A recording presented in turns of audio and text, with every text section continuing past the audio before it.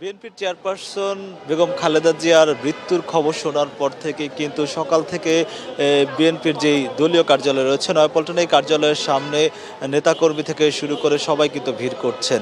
তার সমর্থক এবং কর্মীরা কিন্তু আপনাকে যদি একটু দেখাই, নয়াপল্টনের যেই কার্যালয় রয়েছে সেই কার্যালয়টির সামনে আস্তে আস্তে কিন্তু কর্মীরা ভিড় করছেন এবং এখানে এক শোকবহ পরিবেশ তৈরি হয়েছে।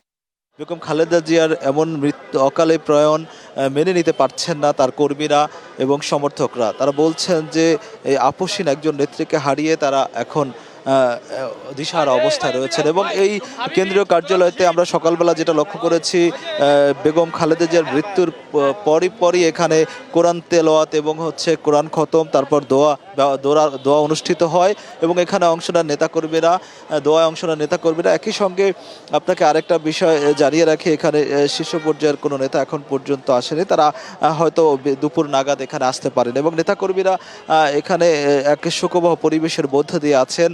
কান্নাজড়িত কণ্ঠে তারা দোয়া করছেন বেগম খালেদা জিয়ার আত্মার মাগফিরাত কামনায়। একই সঙ্গে আরেকটা বিষয় একটু জানাতে চাই, এই কার্যালয় থেকে যেই নির্বাচনের যে কার্যক্রম, সে কার্যক্রম এবং অসহযোগ আন্দোলন থেকে শুরু করে সবকিছুই কিন্তু নির্বাচনী রাজনৈতিক কার্যক্রম কিন্তু নয়াপল্টনের এই কার্যালয় থেকে করা হয়েছিল। এখানে বেগম খালেদা জিয়ার অনেক স্মৃতি বিজড়িত জায়গা, এই জায়গায় তিনি এসেছিলেন এবং তিনি এই জায়গাটা তার স্মৃতিচিহ্ন বহন করে। একই সঙ্গে আরেকটা বিষয়টা জানাতে চাই, বেগম খালেদা জিয়া কিন্তু দীর্ঘদিন ধরে রাজধানীর রেফার কেয়ার হাসপাতালে চিকিৎসাধীন অবস্থায় ছিলেন। নানা ধরনের শারীরিক জটিলতার কারণে ডাক্তাররা তাকে আসলে দেশের বাইরে নিয়ে যাওয়ার চিন্তাও করেছিল। তারপর যেহেতু একটু ভালো হয়েছিল, সেখানে এভার কেয়ার হাসপাতালে তিনি থাকেন এবং তারপরে শারীরিক অবস্থা আসলে অবনতির দিকে যায়। সবশেষ আজকে সকাল 6টা নাগাদ মেডিকেল বোর্ডের সদস্যরা তাকে আসলে মৃত ঘোষণা করেন। একই সঙ্গে আরেকটা বিষয় একটু জানাতে চাই, এখানে যেসব নেতাকর্মী রয়েছে আমরা দু একজন নেতাকর্মীর সঙ্গে একটু কথা বলবো এবং এই যে শোকাবহ যে পরিবেশ বেগম জিয়ার এই মৃত্যুতে আসলে বাংলাদেশ জাতীয়তাবাদী দল বিএনপির চেয়ারপারসন বেগম খালেদা জিয়া এবং গণতন্ত্রের মা বেগম খালেদা জিয়াকে আজকে আমরা হারালাম। তো এই আমাদের যে গণতন্ত্র আমরা মনে হয় হাত ধরে পেয়েছি একমাত্র খালেদা জিয়ার, জনাব তারেক রহমান সাহেব এবং আমাদের নেতাকর্মীদের জন্য এই দুঃখ সইবার মতো আল্লাহ পাক শক্তি দান করেন। আমরা জাতীয়তাবাদী যুবদল, আমরা সমগ্র বাংলাদেশ বিএনপি আজকে হারালো এবং জনাব তারেক রহমান তার পিতাকে হারিয়েছে, মাতাকে হারিয়েছে, ভাইকে হারিয়েছে, আজ সে একজন এতিম হয়ে গেল। তাকে যেন এই দুঃখ সইবার মতো শক্তি আল্লাহ পাক দান করেন, এটাই দোয়া করেন। তিনবারের প্রধানমন্ত্রী এই নেত্রীকে হারিয়ে আসলে সাধারণ মানুষ থেকে শুরু করে নেতাকর্মী সবাই অপ্রিয় ক্ষতি, এই ক্ষতি আসলে কিভাবে? আসলে বাংলাদেশ আজকে যা হারিয়েছে এটা আসলে বাংলাদেশের জন্য অপূরণীয় ক্ষতি, গণতন্ত্রের জন্য অপূরণীয় ক্ষতি। এই ক্ষতি আসলে পূরণ করার মতো কোনো উপায় আমরা যারা বাংলাদেশ জাতীয়তাবাদী দল তথা বাংলাদেশের নাগরিক এবং বাংলাদেশ জাতীয়তাবাদী দলের কর্মী যারা আছি, আমাদের এই উপায় জানা নেই অন্তত পক্ষে যে আমরা এই ক্ষতি কীভাবে পূরণ করবো। বাংলাদেশ আজকে হারিয়েছে মানবতার মা, গণতন্ত্রের মা এবং দেশের একজন অভিভাবক। আজকে দেশ একজন তার প্রিয় অভিভাবককে হারিয়েছে। এই ক্ষতি কোনোভাবে পূরণ করা সম্ভব না। আমরা এই শোককে, আজকে যে শোকের দিন, আমরা এই শোককে শক্তিতে পরিণত করে আমাদের দেশনেত্রীর দেখানো পথে আমরা আগামী দিনে গণতন্ত্রকে এগিয়ে নিয়ে যাওয়ার জন্য যা কিছু করার দরকার ইনশাল্লাহ আমরা কর্মী হিসাবে।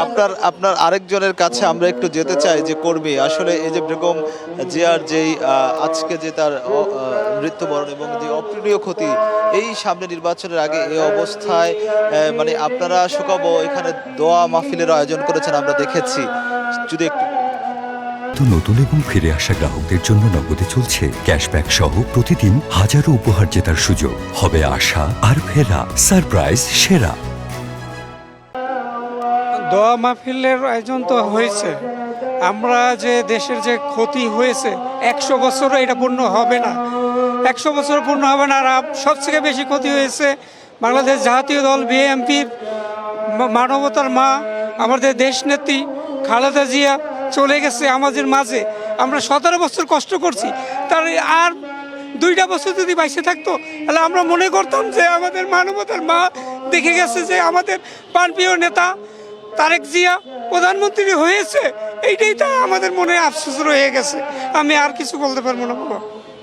এখানে যেসব কর্মী রয়েছেন তারা যেটা বলছেন আপনাকে একটু দেখাতে চাই যে কর্মীরা এখানে তারা ভিড় করেছেন সকাল থেকে। তারা বলছেন যে গত 17 বছরে নানা নির্যাতন নানা কষ্ট সহ্য করেও বেগম খালেদা জিয়া আসলে মানুষের জন্য কাজ করার জন্য তিনি দেশে ছিলেন এবং সব কিছু সহ্য করেছেন। তার যেই সহ্য এবং তিনি যে আপসহীন একজন নেত্রী, সেই তার সেই যে দায়িত্ব তিনি আসলে পালন করেছেন সেটা আসলে অপূরণীয় ক্ষতি। তার এই চলে যাওয়া কোনোভাবেই আসলে নেতাকর্মী থেকে শুরু করে যারা এখানে এসেছেন সাধারণ মানুষ অনেকে আসলে না।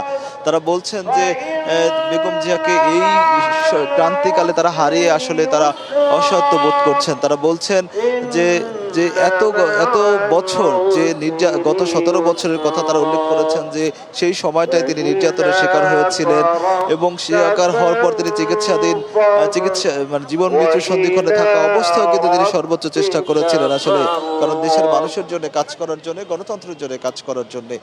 তাকে আসলে এই নয়াপল্টন এলাকায় আপনাকে যদি একটু দেখাই তাহলে শোকাবহ এক পরিবেশ তৈরি হয়েছে। এখানে যেসব কর্মী রয়েছেন সেসব কর্মী সকাল থেকে তারা ভিড় করছেন এবং আরো কর্মী আসতেছেন এবং সবার আসলে কণ্ঠে একটাই কষ্টের জায়গা। সবাই বলছেন যে তার এই বেগম খালেদা জিয়ার চেয়ারপারসন সাবেক প্রধানমন্ত্রী বেগম খালেদা জিয়ার এমন মৃত্যু কোনোভাবেই তারা মেনে নিতে পারছেন না। আমরা আরো দু একজন নেতা কর্মীর সঙ্গে একটু কথা বলবো এবং একটু জানার চেষ্টা করবো যে আসলে এই যে অপূরণীয় ক্ষতি, বেগম জিয়ার এই অপূরণীয় ক্ষতিতে আসলে আপনাদের